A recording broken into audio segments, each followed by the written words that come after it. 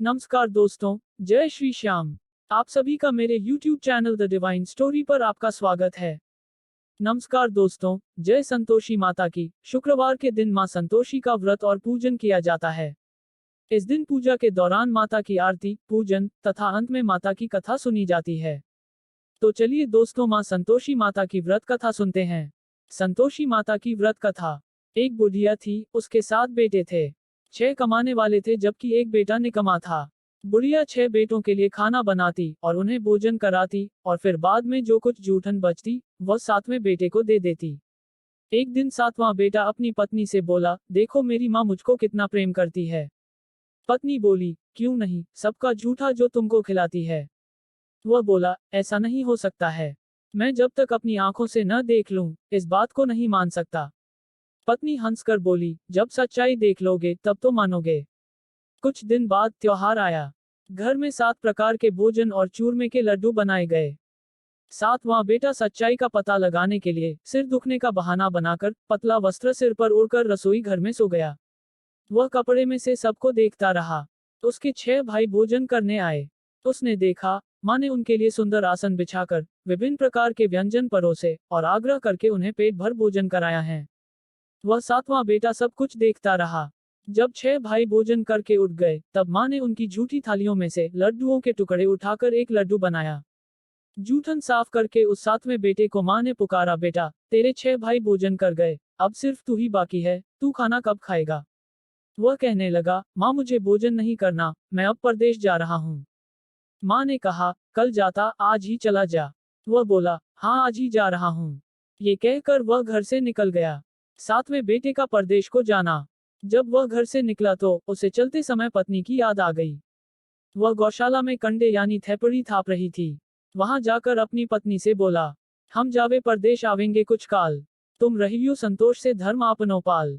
पत्नी बोली, जाओ पिया आनंद से हमारो सोच हटाया, राम भरोसे हम रहें, ईश्वर तुम्हें सहाय। 2 निशानी आपन देख धरू में धीर, सुधी मति हमारी बिसारियो रखियो मन गंभीर। वह बोला, मेरे पास तो अभी कुछ नहीं है, यह अंगूठी है ये ले लो और अपनी कुछ निशानी भी मुझे दे दो। पत्नी बोली, मेरे पास क्या है, ये गोबर का भरा हुआ हाथ है। ये कहकर उसकी पीठ पर गोबर के हाथ की थाप मार दी। फिर वह वहां से चल दिया। चलते चलते दूर देश पहुंच गया। परदेश में 7वें बेटे की नौकरी लगना। प्रदेश में एक साहूकार की दुकान थी। वहां जाकर कहने लगा, भाई मुझे नौकरी पर रख लो। साहूकार को दुकान पर नौकर की जरूरत थी, बोला रह जा। लड़के ने पूछा, तनख्वाह क्या दोगे। साहूकार ने कहा, काम देखकर दाम मिलेंगे। उसे साहूकार की दुकान में नौकरी मिल गई। वह सुबह 7 बजे से रात 10 बजे तक नौकरी करने लग गया। कुछ दिनों में ही दुकान का सारा लेन देन, हिसाब किताब, ग्राहकों को माल बेचना सारा काम करने लग गया। साहूकार की दुकान में 7-8 नौकर थे। वे सब उसे देखकर चक्कर खाने लगे, बोले ये तो बहुत होशियार बन गया है। सेठ ने भी उसका काम देखा और 3 महीने में ही उसे आधे मुनाफे का हिस्सेदार बना लिया। वह कुछ वर्ष में ही उस प्रदेश का नामी सेठ बन गया और मालिक सारा कारोबार उस पर छोड़कर घूमने चला गया। पति की अनुपस्थिति में पत्नी पर सास का अत्याचार। घर पर उसकी पत्नी को सास ससुर दुख देने लग गए। सारी गृहस्थी का काम करा के उसे लकड़ी लेने जंगल में भेजते और इस बीच घर के आटे से जो भूसी निकलती उसकी रोटी बनाकर रख दी जाती और फूटे नारियल की नारेली में उसकी पत्नी को पानी दिया जाता। एक दिन उसकी पत्नी लकड़ी लेने जा रही थी तो उसे रास्ते में बहुत सी स्त्रियां संतोषी माता का व्रत करती दिखाई दी। संतोषी माता का व्रत। उसकी पत्नी वहां पर खड़ी होकर उनकी कथा सुनने लगी और पूछा, बहनों तुम किस देवता का व्रत करती हो और उसके करने से क्या फल मिलता है। यदि तुम इस व्रत का विधि विधान मुझे समझा दो तो मैं तुम्हारा बड़ा आसान मानूंगी। तब उनमें से एक स्त्री बोली, सुनो, ये संतोषी माता का व्रत है। इसके करने से निर्धनता, दरिद्रता का नाश होता है और जो कुछ भी मन में कामना हो सब संतोषी माता की कृपा से पूरी होती है। संतोषी माता के व्रत की विधि। उनमें से एक स्त्री बोली, 1.25 आने का गुड़ चना लेना, इच्छा हो तो 5.25 आने का लेना या 1.25 रुपए का भी, अपनी सहूलियत के अनुसार ले आना। बिना परेशानी और श्रद्धा व प्रेम से जितना भी हो सके सवाया ही लेना। प्रत्येक शुक्रवार को निराहार रहकर कथा सुनना। याद रहे व्रत का बीच क्रम टूटे नहीं, लगातार नियम पालन करना। कथा सुनने वाला कोई न मिले तो घी का दीपक जलाकर उसके आगे या जल के पात्र को सामने रखकर कथा कहना। जब तक कार्य सिद्ध न हो तब तक नियम का पालन करना और कार्य सिद्ध हो जाने पर व्रत का उद्यापन जरूर करना। 3 महीने के अंदर माता फल पूरा करती है। यदि किसी के ग्रह उल्टे भी चल रहे हों, तो भी माता वर्ष भर में कार्य सिद्ध करती है। फल सिद्ध होने पर उद्यापन जरूर करना, बीच में नहीं करना। उद्यापन के लिए 2.5 सेर आटे का खाजा तथा इसी परिमाण से खीर तथा चने का साग बनाना। 8 लड़कों को भोजन कराना, जहां तक मिले देवर, जेठ, भाई बंधु के हों, ये न मिले तो रिश्तेदारों और पास पड़ोसियों को बुलाना। उन्हें भोजन कराकर यथाशक्ति दक्षिणा देना और माता का नियम पूरा करना। उस दिन घर में खटाई न खाना। ये सुन लड़के की पत्नी वहां चल दी। व्रत का प्रण करना और मां संतोषी का दर्शन देना। उसकी पत्नी ने रास्ते में लकड़ी के गट्टे को बेच दिया और उन पैसों से गुड़ चना लेकर माता के व्रत की तैयारी कर आगे चली और सामने मंदिर देखकर पूछने लगी, ये मंदिर किसका है? वहां पर खड़े व्यक्ति सब कहने लगे, ये संतोषी माता का मंदिर है। ये सुनकर माता के मंदिर में जाकर वह चरणों में लौटने लगी। दीन होकर विनती करने लगी, मां मैं निपट अज्ञानी हूँ, व्रत के कुछ भी नियम नहीं जानती, मैं दुखी हूँ। हे माता, जगत जननी मेरा दुख दूर करो, मैं तेरी शरण में आई हूँ। माता को उस पर दया आ गई और उसको बोली, बेटी तेरा काम हो जाएगा। जैसे ही एक शुक्रवार बीता की, दूसरे शुक्रवार को उसके पति का पत्र आ गया और तीसरे शुक्रवार को उसके पति का भेजा हुआ पैसा आ पहुंचा। ये देख जेठ जिठानी मुंह सिकोड़ने लगे। जेठ जिठानी के लड़के ताने देने लग गए, काकी के पास पत्र आने लगे, रुपया आने लगा, अब तो काकी की खातिर बढ़ेगी। वह बेचारी सरलता से कहती हैं, भैया कागज आवे, रुपया आवे, हम सब के लिए अच्छा है। ऐसा कहकर आंखों में आंसू भरक संतोषी माता के मंदिर में जाकर मातेश्वरी के चरणों में गिरकर रोने लगी। माँ मैंने तुमसे पैसा कब मांगा है? मुझे पैसे से क्या काम है? मुझे तो अपने सुहाग से काम है। मैं तो अपने स्वामी के दर्शन मांगती हूँ। तब माता ने प्रसन्न होकर कहा, जा बेटी, तेरा स्वामी आ जाएगा। ये सुनकर खुशी से बावली होकर घर में जाकर काम करने लग गई। अब संतोषी माँ विचार करने लगी, इस भोली पुत्री को मैंने कह तो दिया कि तेरा पति आएगा, लेकिन कैसे? वह तो इसे स्वप्न में भी याद नहीं करता। उसे याद दिलाने को मुझे ही जाना पड़ेगा। इस तरह माताजी उस बुढ़िया के 7वें बेटे के पास जाकर स्वप्न में प्रकट हो कहने लगी, साहूकार के बेटे, सो रहा है या जागता है? वह कहने लगा, माता सोता भी नहीं, जागता भी नहीं हूँ, कहो क्या आ गया है? माँ कहने लगी, तेरे घर बार कुछ है कि नहीं? वह बोला, मेरे पास सब कुछ है, माँ बाप है, बहू है, कुछ भी कमी नहीं है। माँ बोली, बोले पुत्र, तेरी बहू घोर कष्ट उठा रही है, तेरे माँ बाप उसे परेशान कर रहे हैं। वह तेरे लिए तरस रही है, तू घर जाकर उसकी सुध ले।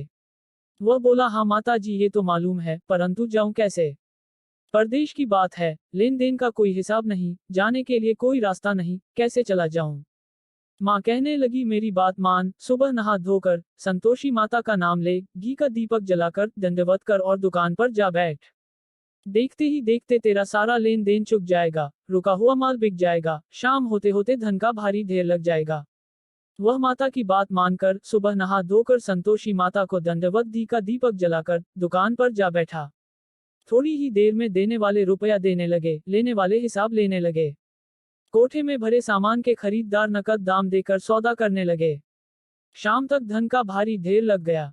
मन में माता का नाम लेकर माता के चमत्कार को देख प्रसन्न होकर घर ले जाने के लिए गहना कपड़ा सामान खरीदने लग गया। इस काम से निपट तुरंत घर को रवाना हुआ। उधर उसकी पत्नी जंगल में लकड़ी लेने जाती है, लौटते वक्त माता जी के मंदिर में विश्राम करती हैं। वह तो उसके प्रतिदिन रुकने का स्थान जो ठहरा, धूल उड़ती देख वह माता से पूछती है, हे माता, ये धूल कैसे उड़ रही है? माता कहती है, हे पुत्री, तेरा पति आ रहा है।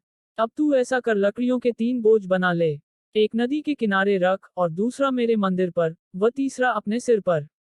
तेरे पति को लकड़ियों का गट्ठर देख मोह पैदा होगा, वह यहाँ रुकेगा, नाश्ता पानी खाकर अपनी माँ से मिलने जाएगा। तब तू लकड़ियों का बोझ उठाकर जाना और चौक में गट्ठर डालकर जोर से आवाज लगाना, लो सासू जी, लकड़ियों का गट्ठर लो, भूसी की रोटी दो, नारियल के खेपड़े में पानी दो, आज कौन मेहमान आया है। ये सब बोलना। माता जी से अच्छा कहकर उसने प्रसन्न मन से लकड़ियों के 3 गट्ठर बनाए। एक नदी के किनारे पर रखा और एक माता जी के मंदिर में रखा। इतने में मुसाफिर आ पहुंचा। सूखी लकड़ी देख उसकी इच्छा उत्पन्न हुई कि यहीं पर विश्राम किया जाए और भोजन बनाकर खा पीकर फिर गांव में जाऊं। इस तरह रुककर भोजन बना, विश्राम करके गांव को गया।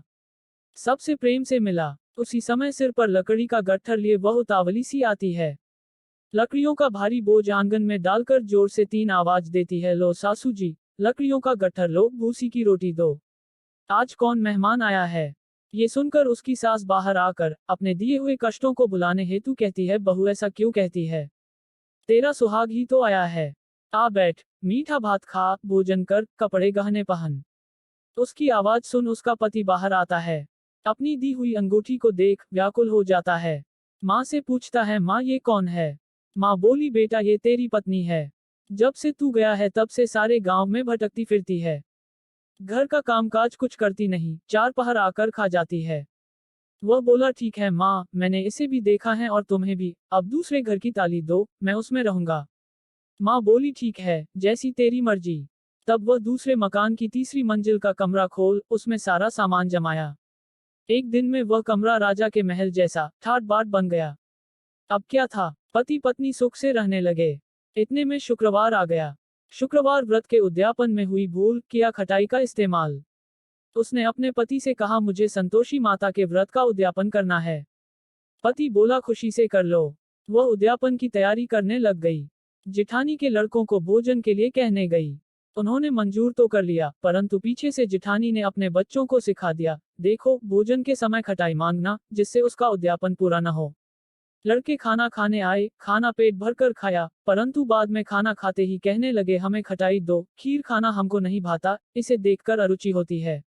वह कहने लगी, भाई खटाई किसी को नहीं दी जाएगी, ये तो संतोषी माता का प्रसाद है। लड़के उठ खड़े हुए, बोले पैसा लाओ। बोली बहू कुछ जानती नहीं थी, उन्हें पैसे दे दिए। लड़के उसी समय हट करके दुकान में जाकर इमली खटाई लेकर खाने लगे। ये देखकर पत्नी पर माता जी ने कोप किया। राजा के दूत उसके पति को पकड़कर ले गए। जेठ जेठानी मन माने वचन कहने लग गए। लूट लूट कर धन इकट्ठा करके लाया है, अब सब मालूम पड़ जाएगा जब जेल की मार खाएगा। माँ संतोषी से माफी मांगना। वह रोती हुई माताजी के मंदिर गई, कहने लगी, हे माता, तुमने क्या किया? हंसाकर अब भक्तों को रुलाने लगी। माता बोली, बेटी तूने उद्यापन करके मेरा व्रत भंग किया है। वह कहने लगी, माता मैंने कुछ अपराध किया है, मैंने तो भूल से लड़कों को पैसे दे दिए थे, मुझे क्षमा करो, मैं फिर से तुम्हारा उद्यापन करूंगी। माँ बोली, अब भूल मत करना। वह कहती है, अब भूल नहीं होगी, अब बतलाओ मेरे पति वापस कैसे आएंगे?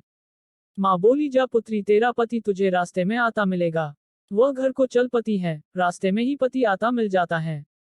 पत्नी ने पूछा, कहाँ गए थे? वह कहने लगा, इतना धन जो कमाया है, उसका टैक्स राजा ने मांगा था, वह भरने गया था। वह प्रसन्न होकर बोली, भला हुआ, अब घर को चलो। कुछ दिन बाद फिर शुक्रवार आया। दोबारा फिर से किया व्रत का उद्यापन। पत्नी बोली, मुझे फिर माता का उद्यापन करना है, पिछले वाले उद्यापन में भूल हो गई थी। पति ने कहा, उद्यापन जरूर करो। पत्नी फिर जेठ के लड़कों को भोजन करने के लिए कहने गई। जेठानी ने अपने बेटों को सिखा दिया कि तुम सब लड़के पहले ही खटाई मांगना। लड़कों ने खाने पर बैठने से पहले ही लड़के पहले ही कहने लग गए, हमें खीर नहीं खानी, कुछ खटाई खाने को दो। पत्नी बोली, खटाई किसी भी लड़के को नहीं मिलेगी, आना हो तो आओ। वह ब्राह्मण के लड़के लाकर भोजन कराने लगी। यथाशक्ति दक्षिणा की जगह एक एक फल उन्हें दिया। संतोषी माता बहुत प्रसन्न हुई। संतोषी माता का फल देना। माता संतोषी की कृपा होते ही 9वें महीने में उसके चंद्रमा के समान उसको सुंदर सा पुत्र प्राप्त हुआ। पुत्र को पाकर प्रतिदिन माता जी के मंदिर में जाने लगी। माँ संतोषी ने सोचा, ये रोज आती है, आज क्यों न इसके घर में भी चलूं। ये विचार कर माता ने भयानक रूप बनाया। गुड़ चने से सना मुख, ऊपर सूंड के समान होठ, उस पर मक्खियां भिन भिना रही थी। घर की चौखट पर पैर रखते ही उसकी सास चिल्लाई, देखो रे, कोई चुड़ैल डाकिन चली आ रही है, लड़कों इसे भगाओ, नहीं तो ये किसी को खा जाएगी। लड़के उसको भगाने लग गए, चिल्ला चिल्ला कर खिड़की बंद करने लग गए। 7वें बेटे की पत्नी रोशनदान में से देख रही थी। प्रसन्न होकर पगली बन चिल्लाने लगी, आज मेरी माता जी मेरे घर आई है, वह बच्चे को दूध पीने से हटाती है। इतने में सास का क्रोध फट पड़ा। सास बोली, इतना क्या उतावली हुई है, इस चुड़ैल के कारण बच्चे को पटक दिया। इतने में माँ के प्रताप से लड़के ही लड़के नजर आने लग गए। पत्नी बोली, सासू जी मैं जिसका व्रत करती हूँ ये वही संतोषी माता है। फिर सब ने माता जी के चरण पकड़ लिए और विनती कर कहने लगे, हे माता, हम मूर्ख हैं, अज्ञानी हैं, तुम्हारे व्रत की विधि हम नहीं जानते, व्रत भंग कर हमने बड़ा अपराध किया है। हे जगत जननी, जग माता, आप हमारा अपराध क्षमा करो। इस प्रकार माता प्रसन्न हुई। जैसे लड़के की पत्नी को प्रसन्न होकर उसको जैसा फल दिया, वैसा माता सबको दे, जो पढ़े भी ये कथा पढ़े, उसका मनोरथ पूर्ण हो। बोलो संतोषी माता की जय। हम आपको ऐसी ही हिंदू धर्म की और वास्तविक कहानियां सुनाते रहेंगे। अगर आप इस चैनल पर नए हैं तो द डिवाइन स्टोरी चैनल को सब्सक्राइब करें, वीडियो को लाइक करें और ज्यादा से ज्यादा वीडियो को शेयर करें। इस प्रकार हमारी यह कहानी खत्म होती है। धन्यवाद। जय संतोषी माता जी की जय। जय माता दी। हर हर महादेव। हर हर महादेव।